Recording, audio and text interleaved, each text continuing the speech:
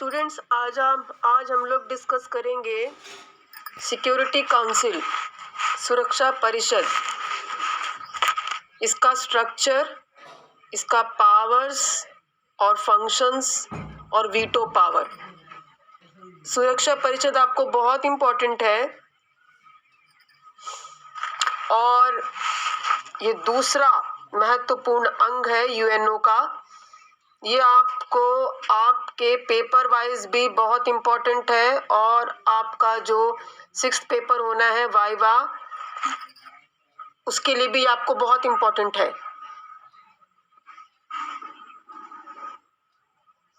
जो बच्चे net problem या मोबाइल फ़ोन की प्रॉब्लम की वजह से जूम क्लास में नहीं आ पा रहे हैं, वो एक दूसरे के माध्यम से इस रिकॉर्डेड वीडियो का पूरा लाभ उठा सकते हैं।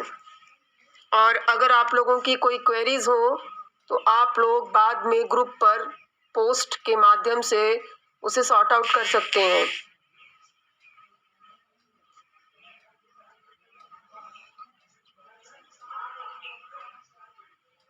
और पर्सनली भी फ़ोन करके आप अपनी क्वेरीज भेज सकते हैं हमको, जो भी इस टॉपिक से रिलेटेड है।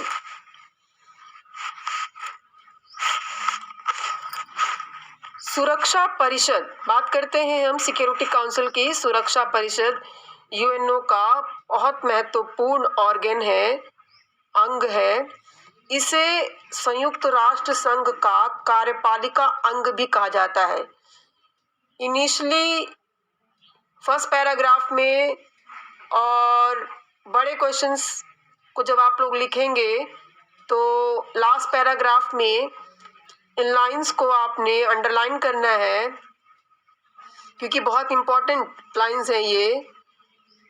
संयुक्त राष्ट्र संघ का यह कार्यपालिका अंग है। इसमें 5 स्थायी सदस्य होते हैं और 10 अस्थायी सदस्य होते हैं। कुल सदस्य संख्या इसकी 15 है।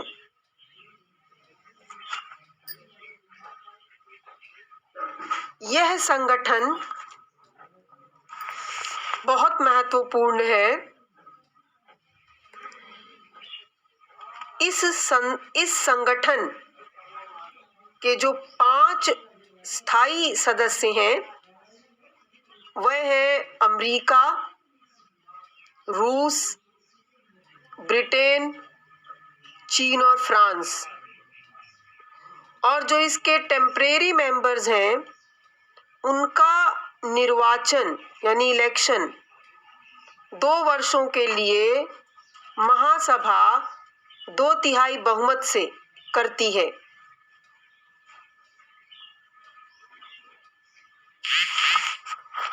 इसका अधिवेशन यानी इसकी बैठक के संदर्भ में ये कहा जाता है कि ये सदैव अधिवेशन में रहती है और इसकी बैठक कभी भी अध्यक्ष के द्वारा किसी विशेष विषय पर चर्चा करने के लिए बुलाई जा सकती है। यदि कभी भी ऐसा महसूस हो कि अंतर्राष्ट्रीय शांति और सुरक्षा खतरे में पड़ने की संभावना है, तो ऐसे विषय पर विचार करने के लिए इसकी बैठक बुलाई जा सकती है। सुरक्षा परिषद की बैठक यानी सिक्योरिटी काउंसिल की मीटिंग सामान्यतः यूएनओ हेडक्वार्टर में ही होती है या कई बार जैसी ज़रूरत हो नीड के अकॉर्डिंग भी इसका प्लेस डिसाइड किया जाता है। इसका एक अध्यक्ष होता है और जो इसके बैठकों की अध्यक्षता करता है। सामान्यतः अध्यक्ष का जो पद है वो परिषद के सदस्य एक एक महीने के लिए बारी बारी से पदासीन होते हैं और अंग्रेजी का जो प्रथम अक्षर है यानी फर्स्ट अल्फाबेट जो है अंग्रेजी वर्णमाला का, उसी के अनुसार कौन अध्यक्षता करेगा अगले महीने, इस बात का निर्णय लिया जाता है। उसके बाद आप बताएंगे voting. What is the system of voting in security council, यानी मतदान प्रणाली कैसी है। तो इसके संदर्भ में आप बताएंगे कि जो निर्णय है वो दो प्रकार के होते हैं, एक कार्यविधि संबंधी और दूसरा है असाधारण, इसे तात्विक भी कहा जाता है, सब्सटेंसिव। तो जो कार्यविधि संबंधी निर्णय होते हैं उन पर 9 सदस्यों के मत की आवश्यकता होती है, किंतु जो सब्सटेंसिव मैटर्स होते हैं यानी असाधारण जो विषय होते हैं, उसमें 5 स्थायी सदस्यों की अत्यंत महत्वपूर्ण भूमिका होती है। इसीलिए ईपी चेज ने ये कहा है कि यद्यपि सुरक्षा परिषद में 15 सदस्य होते हैं, तथापि महत्वपूर्ण स्थिति, महत्वपूर्ण विषयों पर स्थायी सदस्यों की ही है। तो ईपी चेज की ये कोटेशन आप लोग लास्ट में भी ऐड कर सकते हैं, सिंपल वर्ड्स में, अपने शब्दों में उनका नाम दे करके, और शुरू में भी आप लोग बता सकते हैं। आगे हम बात करेंगे इसकी समितियों की। तो सिक्योरिटी काउंसिल्स की जो समितियां हैं उसमें सबसे पहली जो समिति है वह है कमेटी ऑफ एक्सपर्ट। इसकी स्थापना 1956 जनवरी में हुई और यह एक ऐसी कमेटी होती है, विशेषज्ञ समिति हिंदी में कहते हैं, ये एक ऐसी कमेटी होती है जिसमें सभी सदस्य राष्ट्रों का एक प्रतिनिधि होता है। इसमें लॉ स्पेशलिस्ट भी होते हैं, यानी कानून विशेषज्ञ भी इसमें होते हैं, जो एज अकॉर्डिंग टू नीड अपना परामर्श देते रहते हैं। दूसरी समिति है जो बहुत इंपॉर्टेंट है, वह है committee for admission to new members, यानी नए सदस्यों को प्रवेश देने वाली समिति।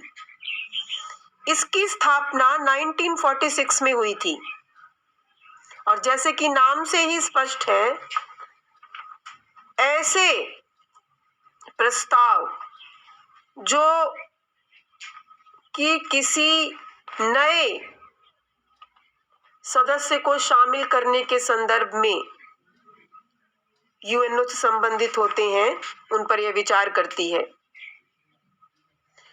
तीसरी समिति है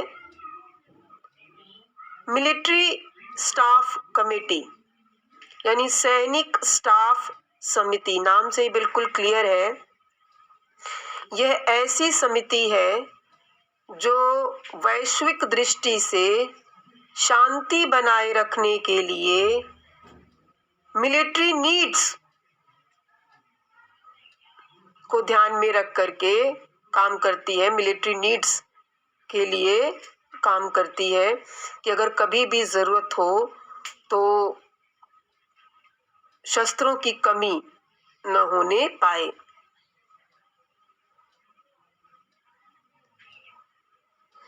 इस समिति में जो 5 परमानेंट मेंबर होते हैं, उन देशों के चीफ ऑफ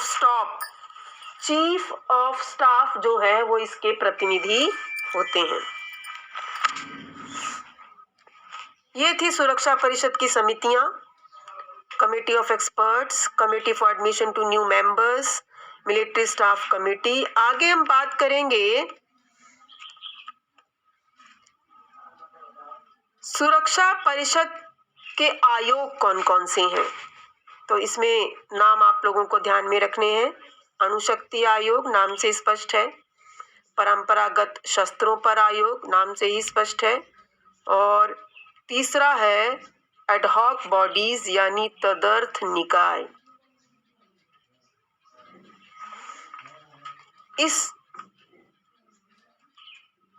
यह जो आयोग है, तदर्थ आयोग, यह सुरक्षा परिषद को यह अधिकार देता है कि संधि या संधियों के संदर्भ में यह विचार करे। आगे जो सबसे इम्पोर्टेंट सेक्शन है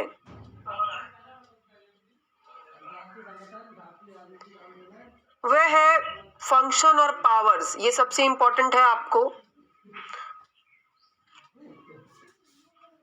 कार्य और शक्तियां, जो अक्सर आपको एग्जाम में पूछ लिया जाता है।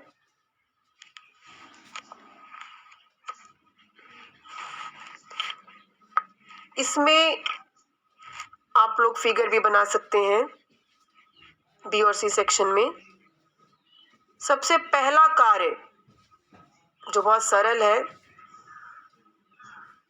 और जो लगभग हर अंतर्राष्ट्रीय संगठन के अंतर्गत, कुछ एक को छोड़ के लगभग हर अंतर्राष्ट्रीय संगठन के अंतर्गत ये आपको लिखना है, बताना है। और पहला और सबसे महत्वपूर्ण कार्य है अंतर्राष्ट्रीय शांति और सुरक्षा संबंधी कार्य या शक्तियां, यानी function relating to create international peace and security. और इसके संदर्भ में चार्टर की धारा 24, 25 और 26 में भी उल्लेख किया गया है। तो इसके अंतर्गत ये बहुत सिंपल है, आप 3-4 लाइनें आराम से लिख सकते हैं कि जब भी अंतर्राष्ट्रीय शांति और सुरक्षा को खतरा हो तो इसके दृष्टिगत ये क्रियाशील हो जाता है।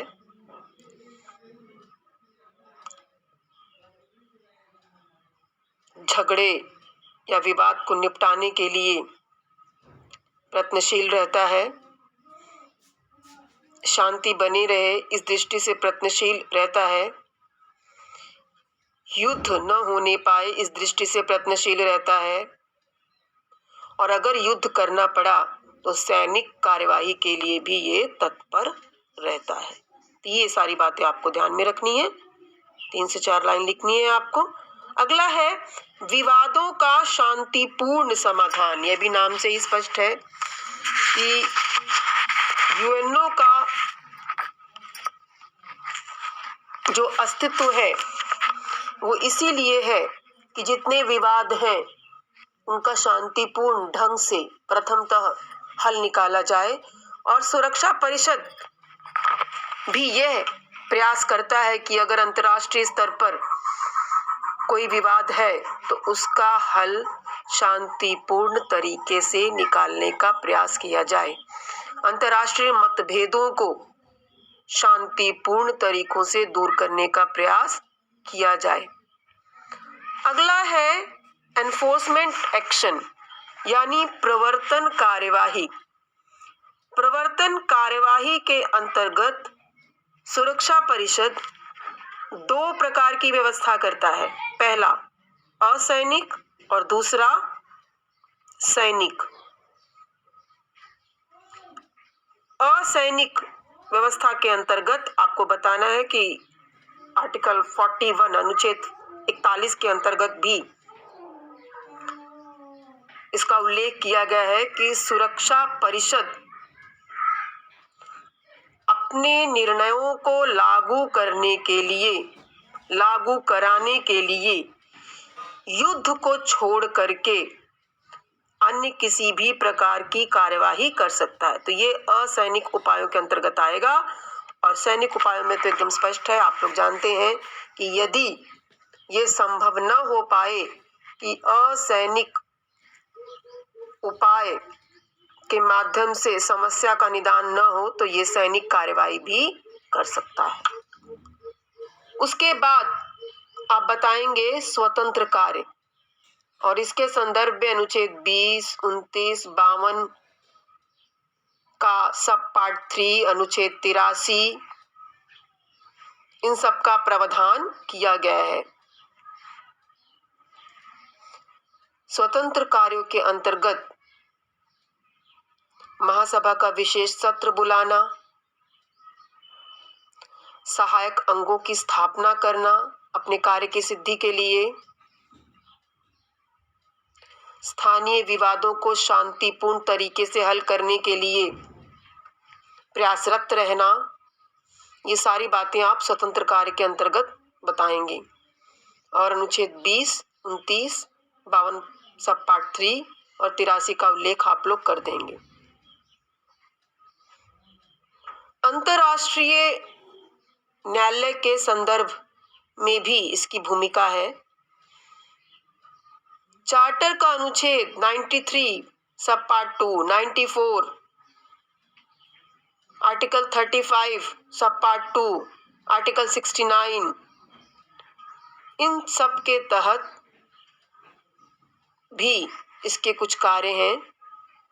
जैसे सुरक्षा परिषद प्रयासरत रहता है कि अंतर्राष्ट्रीय न्यायालय के द्वारा जो निर्णय दिए गए हैं वो लागू हों, और अगर जो भी निर्णय दिया जाता है उस निर्णय से रिलेटेड दूसरा पक्ष अपील भी सिक्योरिटी काउंसिल के समक्ष कर सकता है। और यदि सुरक्षा परिषद आवश्यक समझे तो वह निर्णय को लागू कराने के लिए अपनी तरह से कार्रवाई कर सकता है। उसके बाद ये तो आप जानते ही हैं कि नए सदस्यों को यूएनओ की सदस्यता प्रदान करने के संदर्भ में भी इसकी महत्वपूर्ण भूमिका होती है।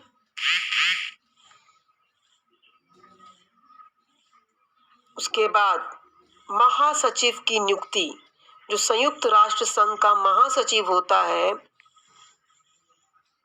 उसकी नियुक्ति भी सुरक्षा परिषद की सिफारिश पर होती है। उसके बाद आप बताएंगे निर्वाचन संबंधी कार्य। इसमें आप बताएंगे कि सुरक्षा परिषद महासभा के साथ मिलकर अंतर्राष्ट्रीय न्यायालय के न्यायाधीशों के निर्वाचन में भी महत्वपूर्ण भूमिका निभाता है। आगे है सुपरवाइजरी फंक्शंस, यानी पर्यवेक्षणात्मक कार्य। अगर कोई राष्ट्र के ऊपर यह आरोप लगे कि वह संयुक्त राष्ट्र संघ के नियमों का उल्लंघन कर रहा है, तो इस तथ्य की पड़ताल भी सुरक्षा परिषद करता है। तो ये है इसके महत्वपूर्ण कार्य जो आपको कई बार पूछे गए हैं। उसके बाद 2 नंबर के सेक्शन में आपको पूछ लिया जाता है निषेधाधिकार। तो आप लोग जानते हैं कि सिक्योरिटी काउंसिल के 5 मेंबर्स के पास निषेधाधिकार की शक्ति है। इसी कारण कैंसल ने ये कहा है कि सुरक्षा परिषद विश्व संगठन का विद्युत शक्ति ग्रे है। दूसरी ओर निषेधाधिकार का आलोचनात्मक आधार पर विवेचन करते हुए फास्टर ने ये कहा है कि निषेधाधिकार का जो भय है, निषेधाधिकार जो सुरक्षा परिषद के 5 सदस्यों के पास है, उसी के संदर्भ में फास्टर ने कहा है कि निषेधाधिकार का जो भय है वह पूरी विश्व की व्यवस्था पर छाया हुआ है। इसी कारण से आलोचक विद्वान कई बार यह आरोप लगाते हैं कि सुरक्षा परिषद में जो 5 स्थायी सदस्य हैं, ये अपने निजी हितों को साधने के लिए इस अधिकार का भी प्रयोग करते हैं। तो ये जो निषेधाधिकार है स्टूडेंट्स, ये भी 2 प्रकार का होता है। एक साधारण यानी जर्नल, और दूसरा है असाधारण। साधारण में इसकी कुल सदस्य संख्या 15 है, जिसमें से 9 की सहमति आवश्यक होती है। लेकिन असाधारण में जो विशेष रूप से महत्वपूर्ण विषयों के साथ संबंधित होता है, उसमें 5 सदस्यों की सहमति महत्वपूर्ण मानी जाती है। तो साधारण में 9 सदस्यों की सहमति और असाधारण में 5 सदस्यों की, जो परमानेंट 5 मेंबर्स हैं, उनकी सहमति आवश्यक है। इस बात का आप लोग ध्यान रखेंगे।